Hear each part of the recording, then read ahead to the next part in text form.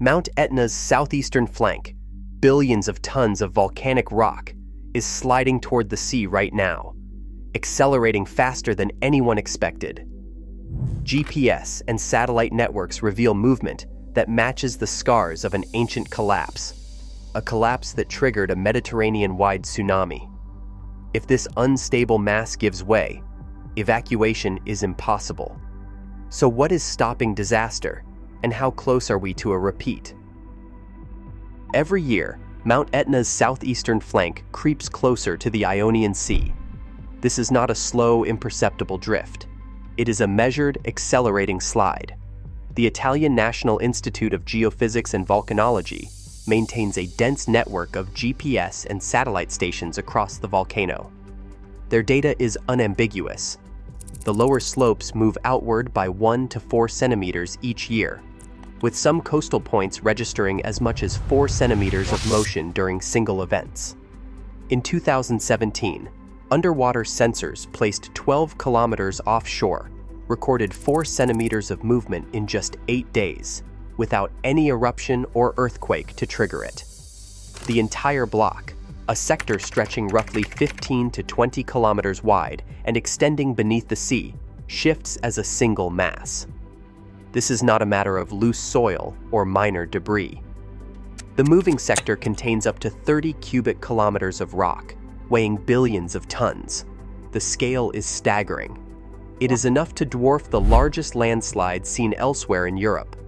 Satellite interferograms and onshore GNSS time series show the velocity increasing steadily from the summit down to the coast, peaking at the shoreline before plunging offshore. The pattern is clear. Etna's southeastern flank is not just active, it is moving as a unified, unstable giant. The INGV monitoring network captures every millimeter of this displacement, confirming that the threat is not hypothetical. The volcano is sliding now, and the numbers grow more alarming with each passing year. Far beneath the Ionian Sea, a sharp underwater scarp slices through the seabed, almost 100 feet high and stretching for kilometers. This fracture is not just a quirk of modern movement. Its geometry matches the outline of a much older wound. Scientists from CNRISMAR have spent years extracting sediment cores from the seafloor, searching for evidence of past disasters. In these cores, they found a strange layer, an unbroken sheet of homogenized mud, unlike the regular banded marine sediments above and below. Radiocarbon dating places this layer between 7,200 and 8,000 years ago. What makes this layer so unusual is how far it spreads. The same muddy deposit appears off the coast of Malta, in the Gulf of Taranto, and even in the deep Sirte abyssal plain near Libya.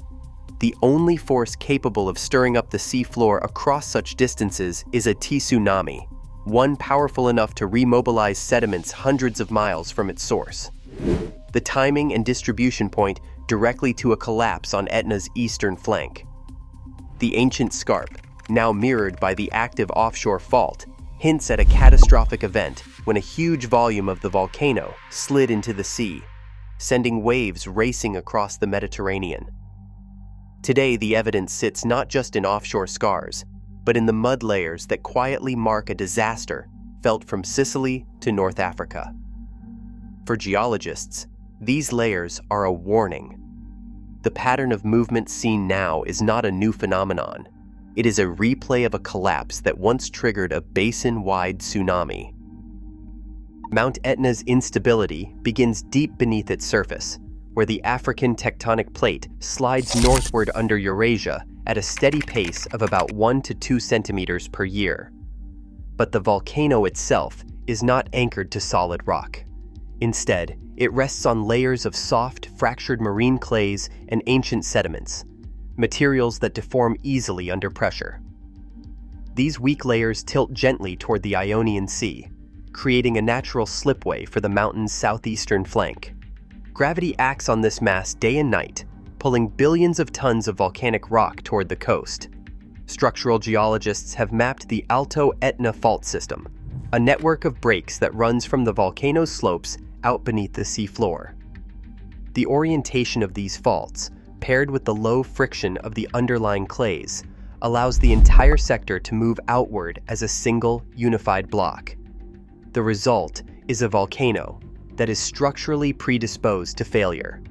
Sliding is not just possible, it is inevitable, given the constant pull of gravity on these unstable foundations. Every eruption on Mount Etna adds another layer to a mountain already teetering on the edge. Over each decade, between 1/10 and 1 cubic kilometer of new lava pours out, with much of this mass stacking up along the eastern slopes, the very sector that is sliding toward the sea. The paradox is clear. Eruptions, far from relieving pressure, actually make the volcano more unstable. As magma rises from deep below, it inflates shallow chambers 1 or 2 kilometers beneath the surface. This swelling cracks open the rock and sends fractures racing through the mountain's core. When magma forces its way sideways, it acts like a wedge, prying the flank outward and accelerating the slow-motion landslide. Scientists from INGV track these changes in real time, watching as dike intrusions and chamber inflation trigger bursts of movement, sometimes several centimeters in a matter of days. Yet even when eruptions subside and magma drains away, the sliding does not stop. Instead, the mountain continues its slow-motion landslide, driven by the relentless pull of gravity and the ever-growing weight of its own eruptions. The very process that builds Etna higher also pushes it closer to collapse. In April 2016, a team of marine geophysicists anchored a network of acoustic transponders on the seafloor 12 kilometers east of Mount Etna's coast. For nearly a year, the system registered only minor daily fluctuations until May 2017, when the instruments recorded something extraordinary. Over just 8 days, the entire offshore flank of the volcano shifted more than 4 centimeters eastward and dropped by 1 centimeter. There was no eruption, no earthquake, and no volcanic tremor, just sudden silent movement. The seafloor sensors logged the event with millimeter precision, confirming that the submarine slope and the land above moved together as a single coherent block. This was the first time scientists had ever captured a slow slip event of this magnitude beneath an active volcano, and it happened without any volcanic activity to blame. The only force at work was gravity, pulling billions of tons of rock seaward with almost no warning. For the research team, the implications were chilling. A collapse set in motion by gravity alone could unfold without the usual signs, leaving little time for alarms or evacuation. The data erased any lingering doubts. Etna's instability is not just a surface phenomenon. It is rooted deep beneath the sea, and its most dangerous movements can happen in total silence. June 2025 brought a surge of activity that rattled the INGV seismology unit. Explosive eruptions from the southeast crater sent ash clouds skyward. But what drew scientists' attention was the pattern of ground deformation tracked by their dense global navigation satellite system network. Sensors recorded a sequence of lateral magma intrusions, forcing molten rock sideways into the already unstable southeastern flank. Seismic swarms pulsed beneath the slopes, fracturing old faults and amplifying the mountain's outward slide. For days, the southeastern sector crept outward at rates that brushed against the upper limits seen in previous years. Each burst of magma-fractured rock triggered earthquakes and accelerated the seaward creep, a feedback loop that left the monitoring teams on edge. While the visible eruptions captured headlines, it was the silent, relentless motion beneath the surface that signaled a new threshold in Etna's instability. Tsunami modelers have run the numbers.